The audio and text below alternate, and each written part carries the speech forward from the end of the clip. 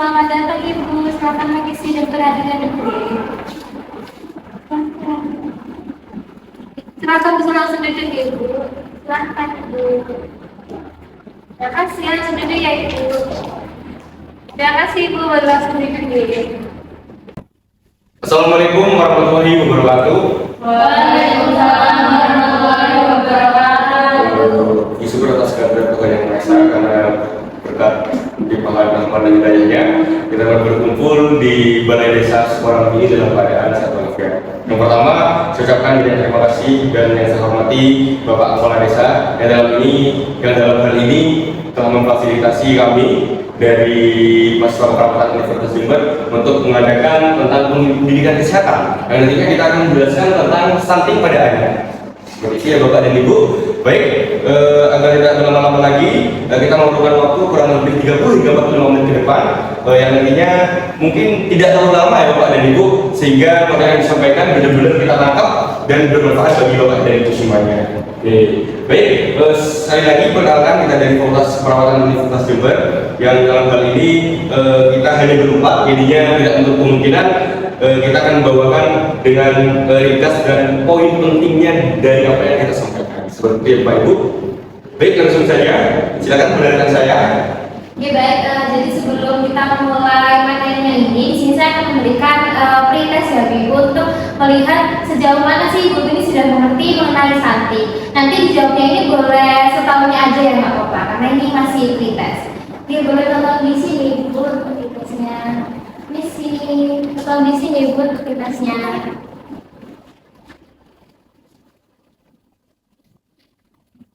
Oke baik, kalau begitu bisa mulai diisi untuk pretestnya.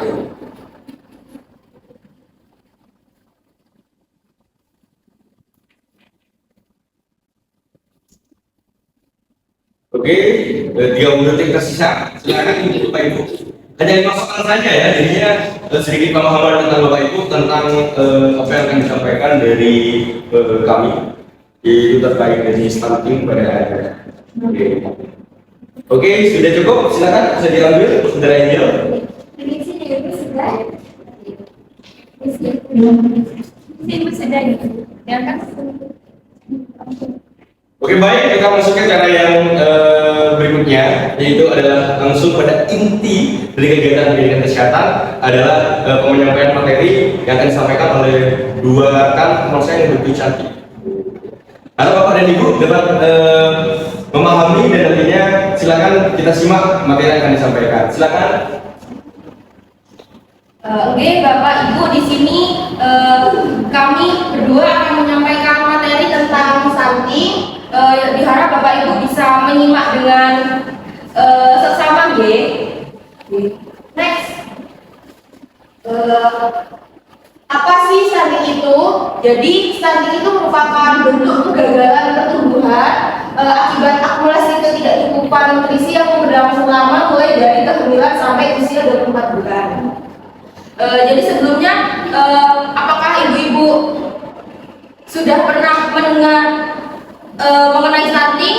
Sudah ya. Terus setelah saya jelaskan, mungkin ibu-ibu juga makin lebih tahu, lebih paham juga. Stunting itu pendek atau sangat pendek berdasarkan panjang atau tinggi badan. Jadi mohon maaf ya ibu. Jadi kalau stunting itu kayak, mohon maaf kasarannya tuh kayak cebol gitu ibu. Kasarannya mungkin lebih mudahnya dipahami. Lalu pada kurva pertumbuhan menurut WHO itu dikarenakan kondisi irreversibel atau asupan nutrisi yang tidak adekuat dan atau infeksi yang berulang. Next. Selanjutnya ada faktor penyebab dari stunting pada balita. Yang pertama itu karena rendahnya akses terhadap makanan yang bergizi. Lalu yang selanjutnya asupan gizi selama dalam kandungan dan masa balita. Lalu ada terjadinya infeksi pada ibu hamil. Lalu kurangnya pengetahuan ibu mengenai kesehatan dan gizi kehidupan. Terus ada rendahnya akses sanitasi dan air bersih. Jadi sanitasi dan air bersih itu juga sangat berpengaruh ya Ibu terhadap stunting. Selanjutnya terakhir ada terbatasnya layanan kesehatan seperti layanan antenatal dan postnatal. Next, selanjutnya akan menjelaskan rekan saya Ibu-Ibu. Baik Ibu-Ibu, Bapak-Bapak, di sini saya akan melanjutkan apa sih ciri-ciri, bagaimana sih ciri-ciri kalau anak kita itu terkena stunting ya. Jadi anak itu dinyatakan stunting bukan hanya dalam sekali, misalnya nih sekali diukur nih anaknya ternyata di bawah standar. Nah, tapi itu kita masih belum bisa langsung menetapkan bahwa anak itu terkena stunting. Jadi butuh pemeriksaan 2 kali berturut-turut baru anak itu bisa dikena stunting. Jadi pemeriksaan 2 kali berturut-turut ternyata kok tingginya itu di bawah normal terus gitu, nah baru anak itu bisa dikatakan stunting. Nah kemudian ada ciri-ciri lain juga, jadi bukan hanya karena pendek langsung bisa dikatakan stunting, juga ada ciri-ciri yang menyertai gitu kenapa anak itu bisa terkena stunting. Yang pertama ada pertumbuhan melambat. Jadi kalau anak yang terkena stunting itu biasanya kecepatan pertumbuhannya itu akan jauh lebih lama daripada anak seusianya. Kemudian juga wajahnya tampak lebih muda dari anak seusianya. Jadi baby face gitu ya. Tapi ini bukan baby face yang menguntungkan ya. Ini justru sangat mengkhawatirkan ya. Nah, kemudian ada performa buruk pada kemampuan fokus dan memori belajarnya. Jadi anak yang terkena stunting itu biasanya dia akan konsentrasi belajarnya itu akan sedikit terganggu. Jadi dia akan performanya dalam belajar itu cenderung buruk, jadi dia akan susah untuk menangkap memori di sekolah. Jadi juga ini akan mengganggu pada proses komunikasi dia pada orang-orang di sekitarnya. Bisa juga anaknya bisa terbata-bata atau mungkin bahasanya itu gagap ya kita namanya. Kemudian ini juga bisa mengganggu aktivitas lainnya otomatis. Kemudian yang keempat ada di usia 8 sampai 10 tahun anak akan menjadi lebih pendiam. Jadi anak itu justru menutup diri, dia lebih suka menyendiri, tidak mau berinteraksi dengan orang-orang di sekitarnya. Kemudian selanjutnya ada berat badan balita tidak naik, bahkan cenderung menurun. Nah, menurunnya berat badan balita ini bisa disebabkan karena malnutrisi ya. Nah, kenapa kok anak-anak bisa terkena malnutrisi? Ini bisa disebabkan karena satu, pemberian makanan yang tidak sehat, kemudian yang kedua metabolisme tubuh yang rendah, atau juga mungkin karena anak-anak ini terserang infeksi atau penyakit. Kemudian selanjutnya ada perkembangan tubuh anak terhambat. Nah, biasanya anak yang stunting itu perkembangan tubuhnya itu akan jauh lebih lambat. Misalnya contohnya untuk anak yang perempuan, biasanya kan kita mengalami haid pertama ya. Nah, untuk anak yang stunting ini biasanya haid pertama itu jauh lebih lambat. Misalnya kan kalau umumnya sekarang anak SD udah pada haid, tapi kalau misalnya anak yang stunting bisa aja haid bisa baru SMP atau SMA dia baru mengalami haid pertama. Kemudian yang terakhir ada anak muda terserang berbagai penyakit infeksi. Dengan anak yang stunting ini kekebalan tubuhnya itu cenderung kurang ya. Jadi anak-anak itu karena kekebalannya kurang, jadi kalau ada sedikit ada penyakit itu anak-anak itu bakal lebih mudah terserang karena nutrisinya itu sibuk habis itu buat melawan penyakit itu gitu loh. Jadi anak-anak proses penyembuhan dari penyakitnya itu juga lebih susah di anak stunting. Next. Nah, apa aja sih dampak buruk yang ditimbulkan apabila anak kita terkena stunting? Yang pertama ada jangka pendeknya ya, itu ada ganggunya perkembangan otak, kemudian gangguan pertumbuhan fisik, kemudian juga gangguan metabolisme dalam tubuh. Kemudian jangka panjangnya anak itu akan mengalami penurunan dalam prestasi, kemudian kekebalan tubuhnya menurun sehingga mudah sakit seperti yang saya katakan tadi, kemudian juga resiko tinggi untuk mengalami diabetes, penyakit jantung, stroke, kemudian juga disabilitas pada masa tua. Selanjutnya yaitu bagaimana mencegah stunting. Nah, pencegah stunting ini bisa dimulai saat ibu-ibu masih hamil ya, jadi saat anak-anak masih dalam kandungan. Jadi yang pertama itu pemenuhan gizi saat ibu-ibu masih hamil. Jadi saat ibu sedang hamil itu ya jangan lupa makan makanan yang bergizi. Jadi dan makanan bergizi itu juga harus diimbangi dengan pemberian suplemen. Jadi suplemen zat besi, kemudian juga diberikan tanda-tanda darah. Dan tanda-tanda darah ini diberikan minimal 90 kali selama masa kehamilan. Kemudian jangan lupa juga untuk selalu check up ke dokter, jadi biar bisa diperiksa apakah kesehatannya ini bagus atau mungkin apakah ada hal-hal yang harus diperhatikan juga. Kemudian yang kedua yaitu ASI eksklusif sampai umur 6 bulan. Jadi untuk saat dari usia baru lahir hingga usia 6 bulan itu ibu-ibu jangan lupa untuk selalu memberikan ASI eksklusif ASI saja ya ibu. Nanti baru setelah di usia 6 bulan hingga usia berikutnya sampai 2 tahun baru diberikan ASI itu diberikan MPASI atau makanan pendamping ASI. Jangan lupa juga diperhatikan untuk jumlah, kualitas dan frekuensi pemberiannya. Kemudian yang ketiga adalah memantau pertumbuhan balita di posyandu. Nah, untuk di sini jangan lupa untuk rutin memeriksakan anak kita itu ke posyandu 1 bulan sekali ya. Nah, jadi nanti di posyandu ini kita bisa diberikan imunisasi dasar lengkap, kemudian juga diberikan tambahan vitamin A.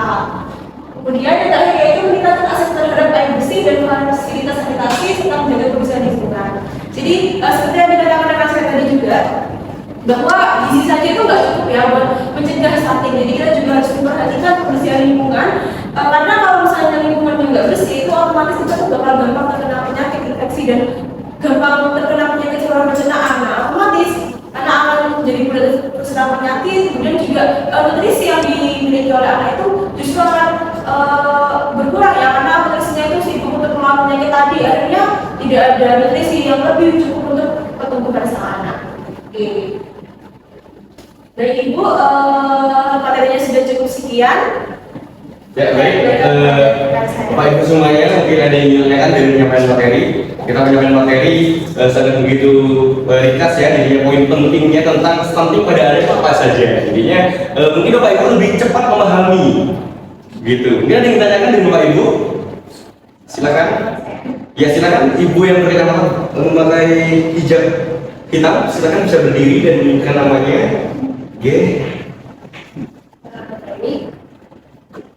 Saya mau bertanya, saya kan punya anak usia 5 bulan.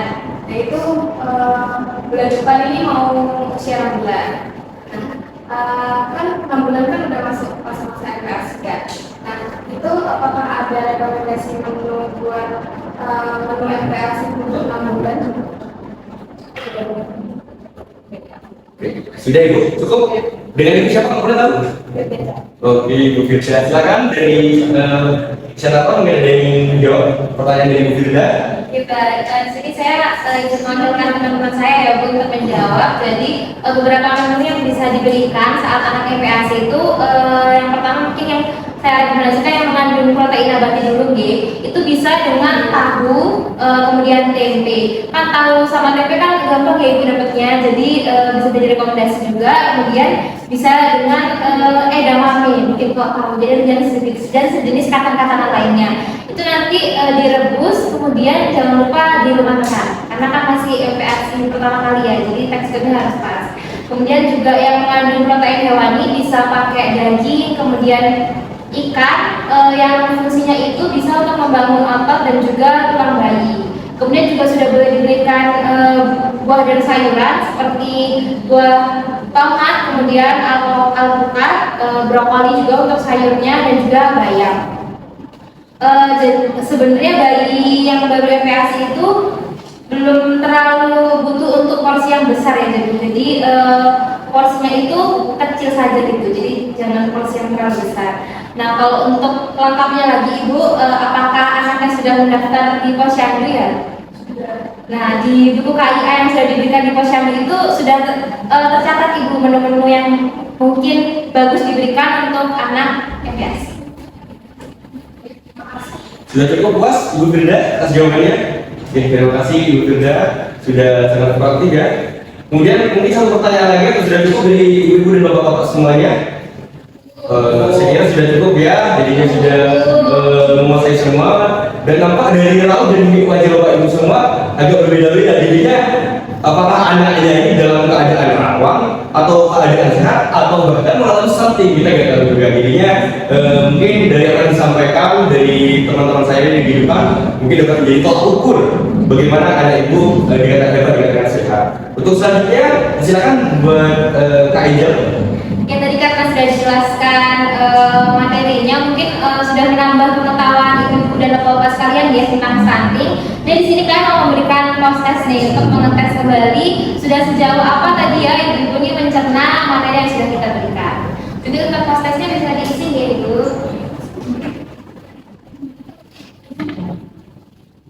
Ya, silakan 30 detik dari sekarang Bapak Ibu. Karena cuma 3 soal, jadinya hanya setengah menit. Oke, 5 detik terakhir. Oke, baik, silakan bisa diambil.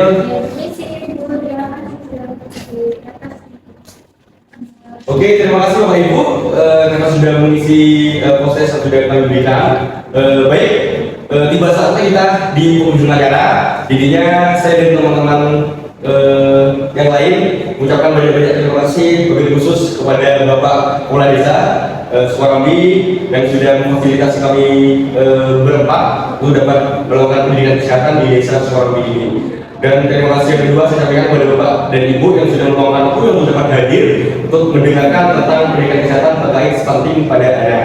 Oke, baik, saya akhiri, kurang lebihnya mohon maaf. Wassalamualaikum warahmatullahi wabarakatuh. Waalaikumsalam.